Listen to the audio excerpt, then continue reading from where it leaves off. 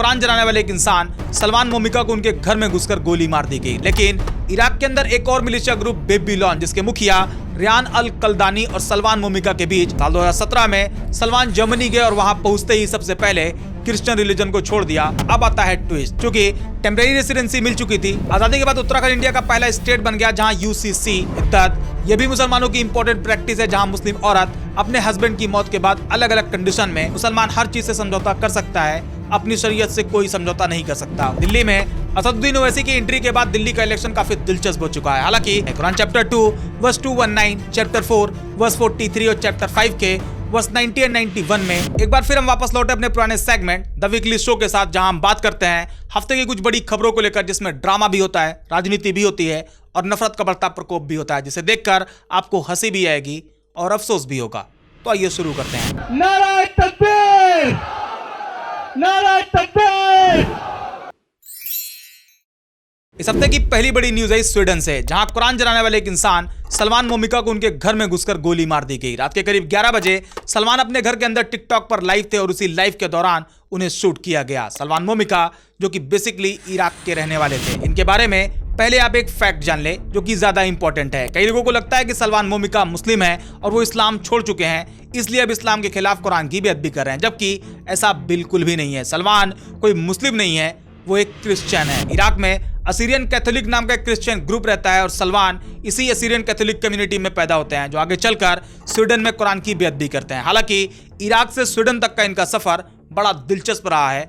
Short में आपको बताता हूं। इराक में असीरियन कम्युनिटी के राइट्स को प्रोटेक्ट करने के लिए एक political party Assyrian patriotic party होती है और सलमान जब बड़े होते हैं तो वो इसे ज्वाइन कर लेते हैं और इराक के मोसुल में पार्टी हेड ऑफिस में गार्ड बन जाते हैं। साल 2014 में जब आईएसआईएस इराक के मोसुल पर कब्जा कर लेता है तो सलमान आईएसआईएस के खिलाफ बने एक मिलिशिया ग्रुप इमाम अली ब्रिगेड ज्वाइन कर लेते हैं। इसी पीरियड में आईएसआईएस से निपटने के लिए अलग अलग मिलिशिया ग्रुप को मिलाकर एक united group popular mobilisation force PMF बनाई जाती है। पीएमएफ की खास बात यह थी कि इसमें आईएसआईएस से लड़ने के लिए सिर्फ शिया ही नहीं थे, बल्कि इस ग्रुप में शिया मुस्लिम, सुन्नी मुस्लिम और क्रिश्चियन तीनों शामिल थे। और इस तरह सलमान मोमिका इमाम अली ब्रिगेड के सहारे पीएमएफ का हिस्सा बन जाते हैं। यहां तक सब कुछ ठीक ठाक होता है, लेकिन इराक के अंदर एक और मिलिशिया ग्रुप बेबीलोन, जिसके मुखिया रियान अल कल्दानी और सलमान मोमिका के बीच टकराव शुरू होता है। और मजे की बात यह है कि सलमान मोमिका और बेबीलोन के मुखिया रियान अल कल्दानी दोनों क्रिश्चियन होते हैं और बेबीलोन क्रिश्चियन का मिलिशिया ग्रुप होता है। मतलब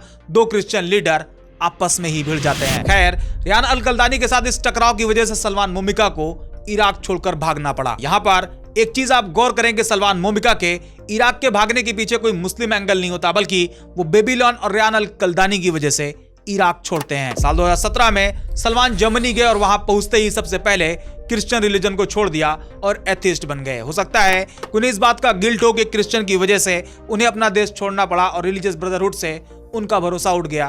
कुछ भी हो सकता है, बट फैक्ट यही है कि सलमान एथिस्ट बन गए। साल 2018 में सलमान स्वीडन की तरफ मूव करते हैं और असाइलम की मांग करते हैं। उन्हें स्वीडन में रिफ्यूजी स्टेटस भी मिल जाता है और फिर साल 2021 में टेम्परेरी रेसिडेंस परमिट भी उन्हें दे दिया जाता है। हालांकि सलमान स्वीडन में परमानेंट रेसिडेंसी की रिक्वेस्ट करी, लेकिन इमाम अली ब्रिगेड में उनकी मौजूदगी की वजह से इसे खारिज कर दिया गया। अब आता है ट्विस्ट, क्योंकि टेम्परेरी रेसिडेंसी मिल चुकी थी। सलमान जो अपने पास्ट में लीडर भी रह चुके थे, भले ही मिलिशिया ग्रुप के, लेकिन लीडर तो थे और अब एक बार फिर उनके अंदर लीडर बनने की चाहत पैदा होती है। सलमान स्वीडन के क्रिश्चियन डेमोक्रेट सांसद रॉबर्ट हॉलेफ और स्वीडन डेमोक्रेट्स जूलिया कॉनरेड जैसे पॉलिटिशियन के कांटेक्ट में आ जाते हैं और स्वीडन पॉलिटिक्स में अपना कैरियर तलाशने लगते हैं। जैसा कि आप जानते हैं कि अगर किसी को नेता बनना है तो वो सबसे पहले पब्लिसिटी हासिल करे, कुछ ऐसा करे जिससे उसका नाम पब्लिक के बीच पहुंचे और लोग उसे जानने लगे। और इस टाइम पब्लिसिटी का सबसे आसान तरीका है इस्लामोफोबिया। इस्लाम के खिलाफ बयानबाजी करो, लोग खुद ब खुद आपको जानने लगेंगे। सलमान ने भी यही किया। 28 जून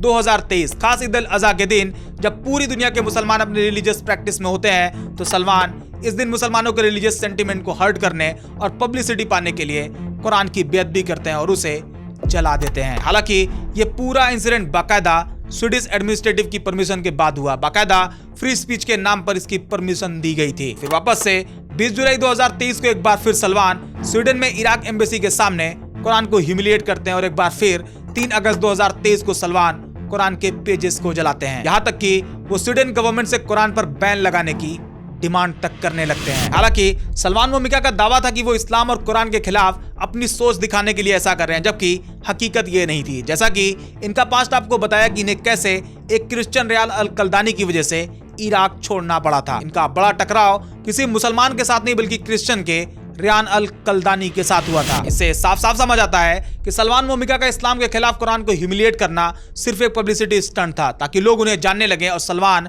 स्वीडन में अपना पॉलिटिकल कैरियर बना सके।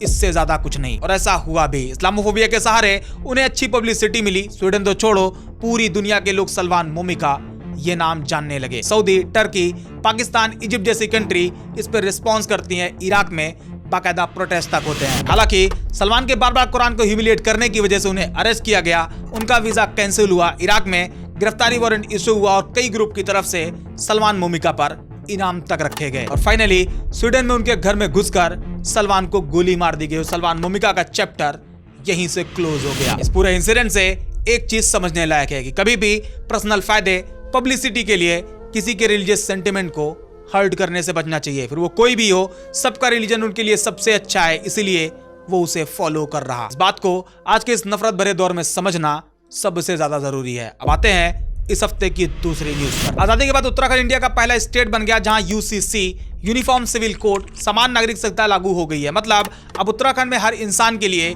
एक जैसा कानून काम करेगा। कोई भी इंसान अपने रिलीजन के हिसाब से, अपने धार्मिक नियम के हिसाब से नहीं रह सकता। सबको यूसीसी के नियम फॉलो करने पड़ेंगे। लेकिन उत्तराखंड का यह समान नागरिक संहिता कानून उत्तराखंड के शेड्यूल्ड ट्राइब कम्युनिटी पर लागू नहीं होगा। वो लोग अपनी प्रथा के हिसाब से रह सकते हैं। सवाल ये, क्या शेड्यूल्ड ट्राइब के लोग उत्तराखंड के लोग नहीं है? अगर हैं तो उन्हें इससे बाहर क्यों रखा गया? और जब उन्हें इससे बाहर रखा गया है तो ये यूनिफॉर्म कहां से हुआ? जब अलग अलग कम्युनिटी को उनके कास्ट बेसिस पर अलग अलग फैसिलिटी मिल रही होगी तो ये यूनिफॉर्म कहां से हुआ? जब SC/ST एक्ट पूरी तरह से काम करता रहेगा तो ये यूनिफॉर्म कहां से हुआ? ये तो सिलेक्टिव हुआ कि फला फला पे लागू है और फला पे लागू नहीं है। खैर, अगर यूसीसी के हाईलाइटेड पॉइंट को देखें जिसपे ज्यादा बात हो रही तो उसमें है 3 तलाक। इसे लेकर ऑलरेडी कानून बन चुका है।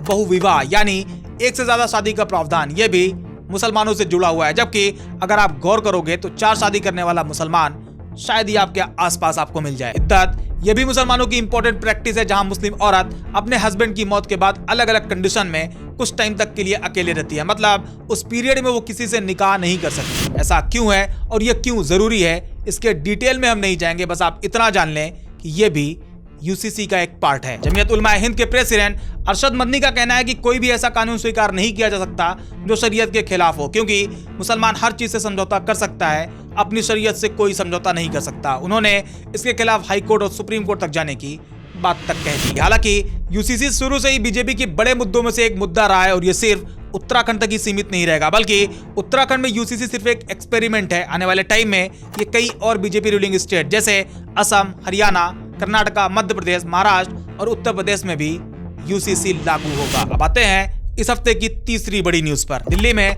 असदुद्दीन ओवैसी की एंट्री के बाद दिल्ली का इलेक्शन काफी दिलचस्प हो चुका है। हालांकि ओवैसी दिल्ली की 70 सीट में सिर्फ 2 सीट पर इलेक्शन लड़ रहे हैं, ओखला और मुस्तफाबाद से, जहां ओखला से शिफाउर रहमान और मुस्तफाबाद से ताहिर हुसैन चुनावी मैदान में है। और दिलचस्प बात यह है कि MIM के दोनों कैंडिडेट जेल में है। हालांकि दोनों कैंडिडेट को कस्टडी पैरोल मिली हुई थी। ये सुबह आते थे, दिन भर कैंपेनिंग करते थे और शाम को जेल वापस चले जाते थे। लेकिन दोनों कैंडिडेट को लेकर जबरदस्त माहौल बना हुआ है। ओखला और मुस्तफाबाद के लोगों का मानना है कि ये दोनों कैंडिडेट बेकसूर जेल में बंद है और इस वजह से उन्हें बढ़िया सिंपैथी भी मिल रही। खास करके ओखला से शिफाउर रहमान के फेवर में तगड़ा माहौल बना हुआ है। खुद असदुद्दीन ओवैसी शिफाउर रहमान के फेवर में डोर टू डोर कैंपेनिंग कर रहे हैं। जबकि साल 2020 में ओखला सीट से सबसे ज्यादा वोटों से जीतकर आने वाले आम आदमी पार्टी के कैंडिडेट अमानतुल्लाह खान इस बार थोड़ी सी मुश्किल में नजर आ रहे हैं। सबसे पहले आप इनका ये बयान सुनिए। मैंने अपने आप को बर्बाद कर दिया, बताओ किसकी कितनी कुर्बानी है मेरी बराबर?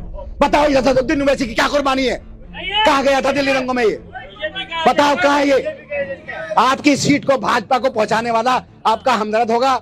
आपके नेता को जिसको पूरा हिंदुस्तान जानता हो उसे हराने के लिए आ गया, ये आपका हमदर्द है। पहली चीज तो ये कि ओखला से असदुद्दीन ओवैसी खुद चुनाव नहीं लड़ रहे हैं, बल्कि उनकी पार्टी से शिफाउर रहमान मैदान में है। दूसरी बात, ओखला की पब्लिक ओवैसी को नहीं बल्कि शिफाउर रहमान को वोट करेगी, तो कायदे से अमानतुल्लाह खान को शिफाउर रहमान से ये सवाल करना चाहिए था ताकि ओखला की पब्लिक आसानी से ये समझ सके। जब ये कहते हैं मैंने अपने आप को बर्बाद कर दिया, बताओ किसकी कितनी कुर्बानियां हैं मेरे बराबर? यहाँ पर शिफाउर रहमान की कुर्बानी और बर्बादी दोनों सबके सामने है। जब ये कहते हैं बताओ असदुद्दीन ओवैसी की क्या कुर्बानी है, कहां गया था वो दिल्ली दंगों में? तो कायदे से ये सवाल शिफाउर रहमान से होना चाहिए था कि शिफाउर रहमान की क्या कुर्बानी है, कहां थे वो? हालांकि आज भी शिफाउर रहमान जेल में है, वो भी सीए एनआरसी प्रोटेस्ट के बाद, जबकि अमानतुल्लाह खान करप्शन में जेल गए थे। और सबसे मजेदार बात, जब ये कहते हैं कि बीजेपी को सीट देना आया तो इनसे पूछा जाना चाहिए था कि आप 10 साल से आम आदमी पार्टी के विधायक हैं, आपने ओखला के लिए क्या किया है? जब वही आप कोविड के टाइम पर तबलीगी जमात का अलग नंबर बता रही थी, तब अमानतुल्लाह खान का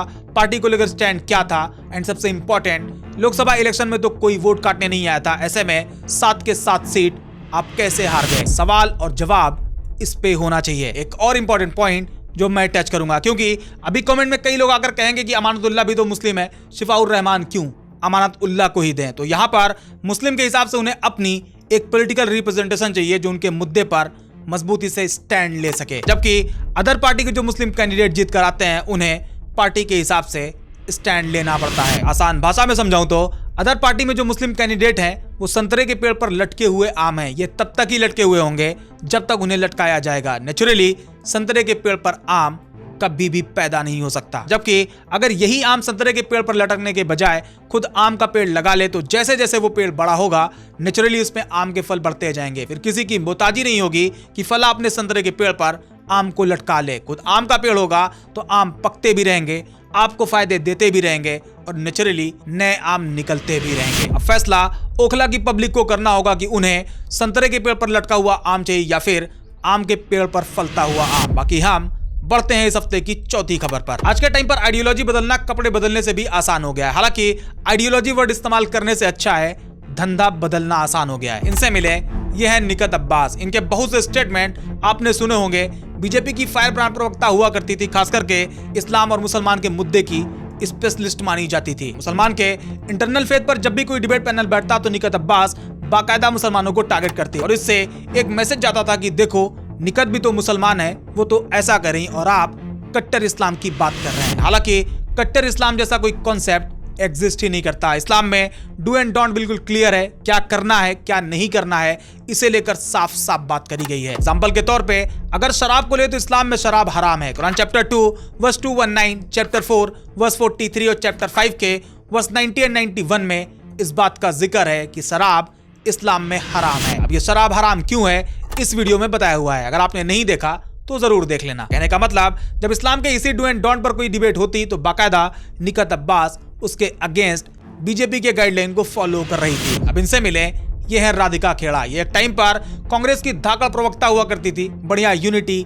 पीस की बात किया करती थी, सभी कम्युनल पॉइंट पर बाकायदा सेक्युलर सिस्टम को प्रमोट किया करती थी। मतलब एक तरफ निकत अब्बास जो कम्युनल मुद्दे की स्पेशलिस्ट, तो दूसरी तरफ राधिका खेड़ा सेक्युलर की अलंबरदार। लेकिन फिर एक दिन ये इमेज सामने आई, दोनों अपनी आइडियोलॉजी से 180 डिग्री शिफ्ट मारती हैं और कपड़े बदलने से ज्यादा तेज इनकी आइडियोलॉजी बदल जाती है। राधिका खेड़ा कांग्रेस छोड़ बीजेपी में चली जाती है और निकत अब्बास बीजेपी को छोड़कर कांग्रेस में, और दोनों की तरफ से ये बयान सामने आते हैं। सत्ताधारी पार्टी को कहीं भी शोभा नहीं देता कि वो बटेंगे तो कटेंगे वाली राजनीति कर कर, मैं सरल भाषा में इस बात को कहूंगी, एक तरह से एक समुदाय के लोगों को चाबी लगाने का काम किया जा रहा था कि आप उकसोगे तो लड़ोगे।